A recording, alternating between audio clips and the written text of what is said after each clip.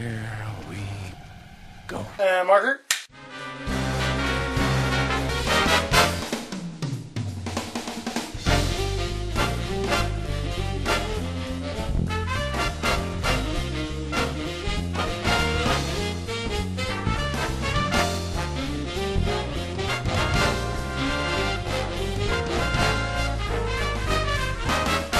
Welcome to Mergy Movies. I'm Big Mike. I'm Justin Fergy Ferguson. We're back. We are. New Year, 2018. 2018, yeah, oh my god.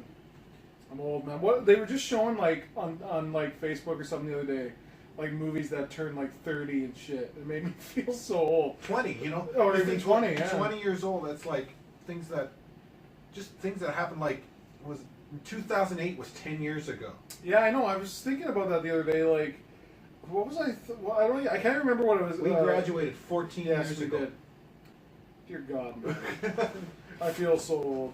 Like, yeah, like to keep in tune of the movies thing. There was like movies that came out. Let's just type that in because so I can remember. 30 years ago. So, for an example, 30 movies that turned 30 this year by PopSugar.com. Yeah. Okay, so The Witches of Eastwick. Okay, that's interesting. Yeah. The Princess Bride. That's, wow. 30 years old, man. 30. Oh, one of your favorites, Lethal Weapon. Not, wow. That was 30 years ago. Yeah, Jesus, eh? Ooh, Predator, the original Predator.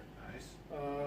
Wall Street, Moonstruck, Overboard. Actually, one of my favorite romantic comedies. Yeah. Holy shit! Wow, La Bamba. Broadcast News I haven't seen in a long time. Adventures in Babysitting. Holy shit! I remember watching that when I was little. Raising Arizona. Harry and the Hendersons. Oh, fuck. That was my uncle's favorite movie before he passed away. Really? Eh? Yeah. It's so weird, but it's like funny. It has heart. Like I like that one scene always makes me laugh when they're trying to get into the car. Like for those of you who don't know, Harry and the Hendersons is about a family basically hits Bigfoot and then bring him home thinking he's dead. He's not dead. And he John becomes their pet. Yeah, exactly. John Lithgow plays the father and stuff. Anyway, there's a scene when they're trying to lure him into the car, and it's like he doesn't eat beef, right? He eats just like fish and whatever. And he's like, oh, he's trying to say what kind of burgers, like burgers, and he's like, oh, so where's the fish? Well, they screwed up the order. They gave us 300 cheeseburgers instead. I was like, well, these are for you, Ernie. And he's like, this little kid, he's like 8. He has like 100 cheeseburgers in his hands or whatever. Like that was funny. And then he's like, oh! He like takes the patty out and the Sasquatch is like, oh! He's freaking out. Or when he's watching just TV and he's just that laugh. That's funny. That's a good one. That's a good show, man. Like it came out before Show Me went away. It was on there. I think it might actually be on Netflix. I have to check that out again. Mannequin. Isn't that one of our buddy Fred's favorite movies? Yeah. Mannequin. Okay. That's how he likes his women. Yeah. Yikes. What is it? I kid. Some Kind of Wonderful. I don't remember that one. Eric Stoltz. And who the hell is that? Oh, I can't remember her name right now. Anyway. What else? Fatal Attraction. Fatal Attraction with Michael Douglas and Sharon Stone. Glenn Close. No, Glenn Close. It was a Basic Instinct was one with Sharon Stone. RoboCop, the original. Man, like I like the new one, but it didn't have as much of the humor and whatever, you know, like that dark humor that they took it too serious. Which I don't know, I still enjoyed it, but it wasn't like, you know, the RoboCop that we know and love.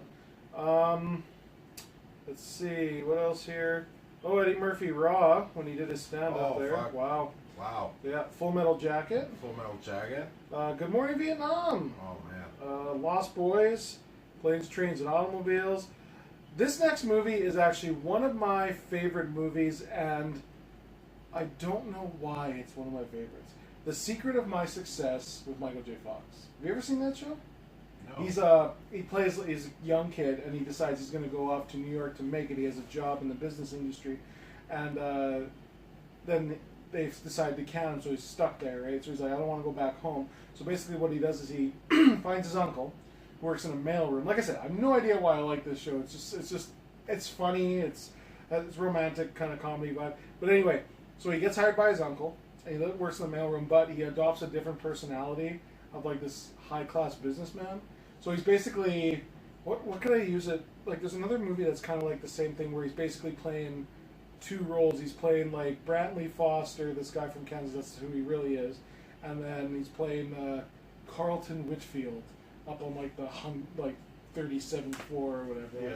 And it's just like the antics he gets into and stuff. I don't know why. It's just one of my favorite movies. It kind of hopped out of nowhere to me, and I think I just watched it initially because it's Michael J. Fox, and I love Michael J. Fox.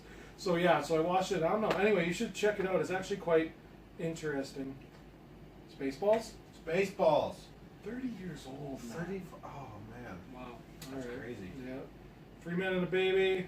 Throw Mama from the Train.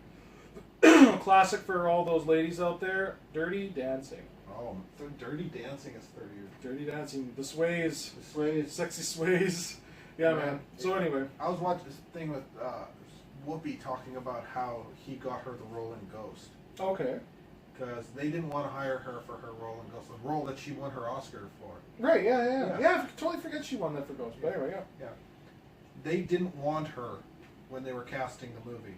But they'd cast him, and he said he wouldn't do the part without her. Oh, really, eh? Yeah. Nice, well, that's cool. And then, like, they kept trying to say, well, we want this other person, this one other person. And he kept putting his foot down. No, Whoopi gets the part. Whoopi gets the part, or I'm walking. Nice. Who do you recall who they said who the part was?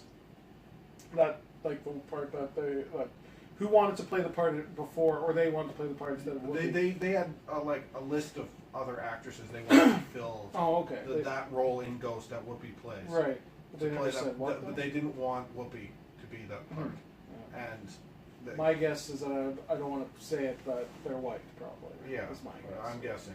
Yeah, but No, I like that aspect of.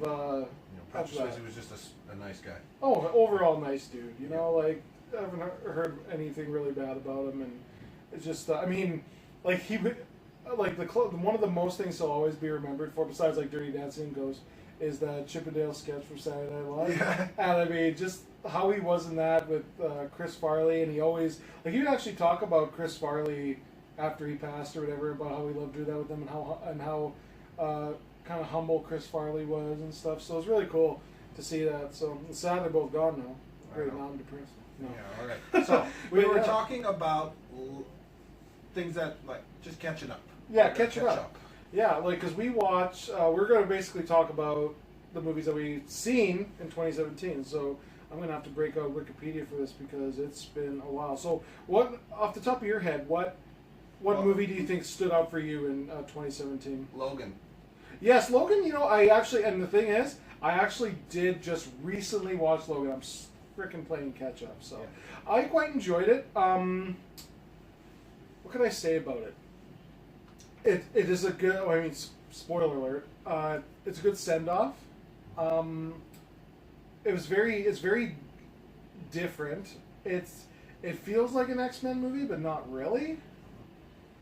Yeah. When I watch it, I watched this one video essay that talked about it, and it really made a lot of sense to me. Right. That Logan is this sort of turning point for comic book movies, because comic book movies have been around now for basically 20 years. Right. Like as the main money making machine of Hollywood for the last 20 years. Yeah. It's gotten to a saturation point where people are getting a little sick of reboots and sequels and all this of superhero movies. Yeah. So, for other genres have had this, like westerns, and have had this point where they were the top of the heap, and then they sort of stalled out. Right. The ones that survived kind of would do a couple things to help do that. There's either I can't remember what all of them, but two of them popped into my head, and they were two of the best superhero movies to come out in the last few years. Right. Either you make a movie that makes fun of the genre, like Deadpool, which is a pure version of that. Yeah, right. Or you make one that shows the weaknesses of the genre, which is what Logan did. It shows, how tired and how violent and how his life is just nothing to envy. Like it's because we always see the glory days of the superhero. We always see, oh, he's gonna fight live to see another day or whatever. But in this case, deconstructs the genre. Exactly. It deconstructs the superhero genre, and in a lot of ways, the end of it, you can either completely destroy it or do what this did and try to reaffirm what makes superhero movies fun, which is sort of what the end of this movie did. Yeah. You know? Yeah, right. Like, you know, with just the nice, awesome, really cool action sequence and the send off, the send off, and turning the cross sideways. I love that touch. Yeah. That was nice. No, a lot of different. I know they released a noir version or whatever. I haven't watched that. Not that I think it would change anything. Like some people saying it makes it better. I don't know why. Just by making things black and white or making a different color doesn't make things better. Just like there's movies that are in black and white doesn't mean color is going to make them any better. You know what I mean? Like some really good movies are in black and white. You don't want to, like I've seen Citizen Kane in both color and in black and white. Right. I don't think the color added anything. No, It's a Wonderful Life. Like that's another one. Where it's just like and I mean that's Technicolor, right? So everybody looks all bright and whatever, but vivid. Yeah. And then a movie that actually has an effect on black and white that I can mention is Schindler's List. Yes, where they use it. Yeah, and also Pleasantville. Actually, a very surprisingly good movie if you haven't seen it. Like, I didn't really know what to expect with Pleasantville, you know what I mean? And it just, actually, that movie was one of my, probably in my top 25 favorite movies. You know, it's just so strange. It's beautiful, and so's the story and stuff. But anyway, back to 2017. But I did enjoy Logan quite a bit. So. And then if you go down to superheroes, Guardians of the Galaxy 2. Yes, that was last year too. Yeah, here we'll go through the list here as we go along here. Wonder Woman, yes. Here I'll just go down the list starting by just release. So this doesn't necessarily have to do with superheroes or whatever, but this sort of does. Split. Have you seen Split yet? No. You should watch Split. Oh, Split. Yes. That okay. One. There with you go. I thought you were Splice. You said. Splice. No, I have not seen Splice. But Split. I kind of want to see it in generally just because of how weird James McAvoy, thank you. He just how I wanted to see his range, right? Yeah. So then I'm watching the show. It's a good show, but then okay, spoiler alert right now. Flick ahead a couple seconds if you don't want to know, but that ending, it's the surprises because it's M. Night Shyamalan. It's a sequel technically. Yeah. Right. To Unbreakable. Yeah. So and the next movie they're going to be doing is Glass. So it's going to be interesting. So it's going to be like all those two movies put into this new one. So I hope it doesn't suffer from sequel-itis, and he doesn't try too hard.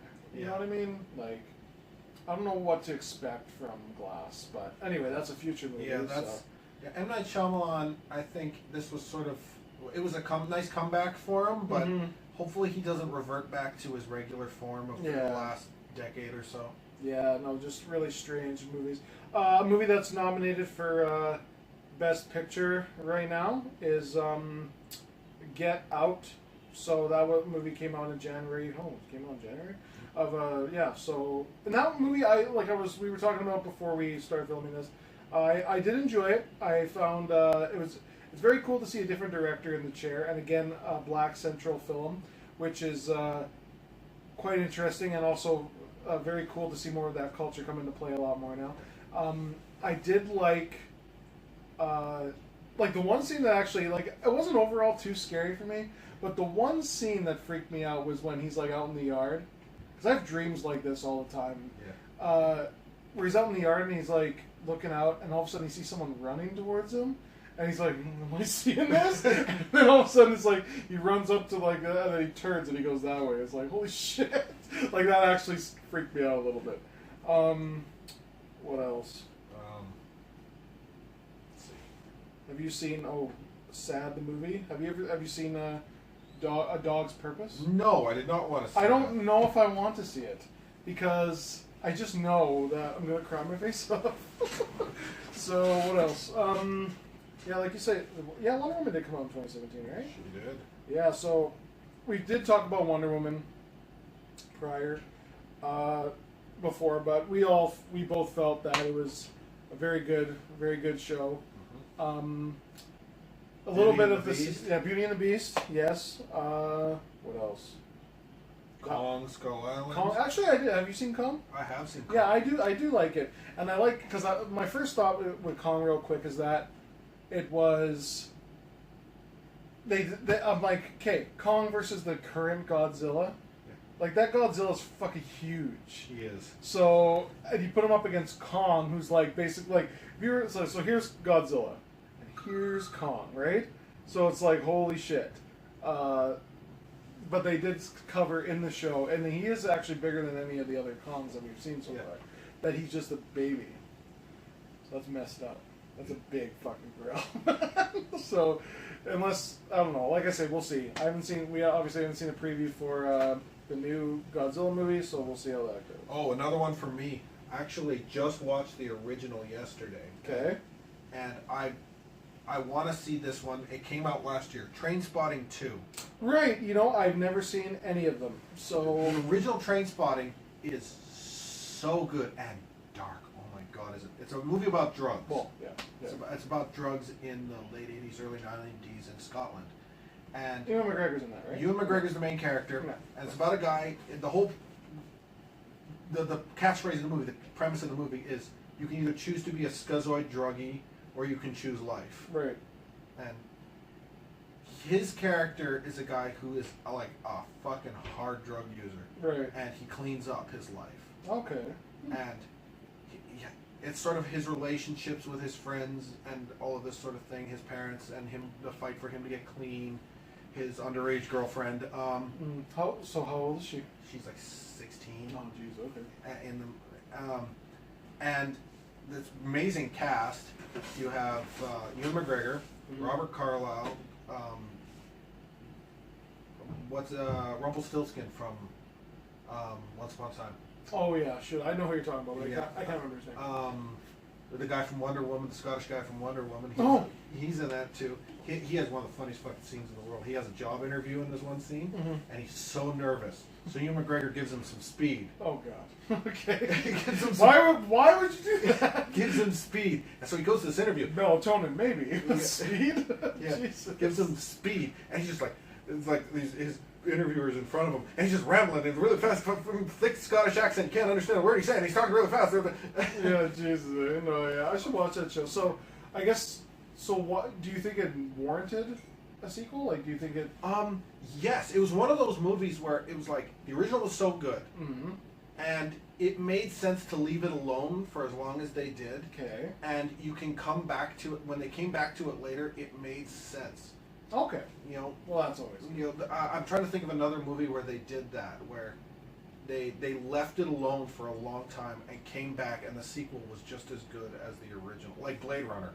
There you go. See, that's another movie I have not seen. I hear it's good, but it didn't do very well at the box office for some reason. Because it's well reviewed. It's well reviewed. The original is fucking slow. Is it really? It's really slow. I've never seen the original. It's really slow, but it's really good. Mm. This one is also really slow. Okay. Maybe one of the reasons why a lot of people went and saw it more than once, which is why superhero movies generally make the money they make, is people go back a second and a third and a fourth time. But it was... I think it was a little too heady for people. Gotcha. A lot of people with their sci-fi... they don't like to get too heady. Like, for example, not saying that that's bad. It's a lot of people want to see like that. They want to see action in sci-fi, right? They want to see the space creatures and all that. They want to see Star Wars. Yeah. Where this is giving them Star Trek. Exactly. Like TV Star Trek, where it makes you think. Yeah, exactly. It makes you think. It's well written. Like, and that's not a lot of people jump for that for some reason nowadays. The problem with in general is just people want instant gratification for everything. Yeah. Like it deals with like the very typical sci-fi trope question of what does it mean to be human. Right. A lot of movies do that. Like the Matrix. All these other movies do that. Right. What does it mean to be human in the human experience? But it dives into a lot of really dark spaces, like our addiction to technology, our relationship with technology. Overly political, or no? There's not a whole lot of politics in it. Oh, that's good. Okay. It's more about there's race. There's race issues in it, but It's almost in every movie lately. But anyway, yeah. But no, it's really good. Yeah, Blade Runner, Train Spotting, those two movies, and they both came out last year. Yeah.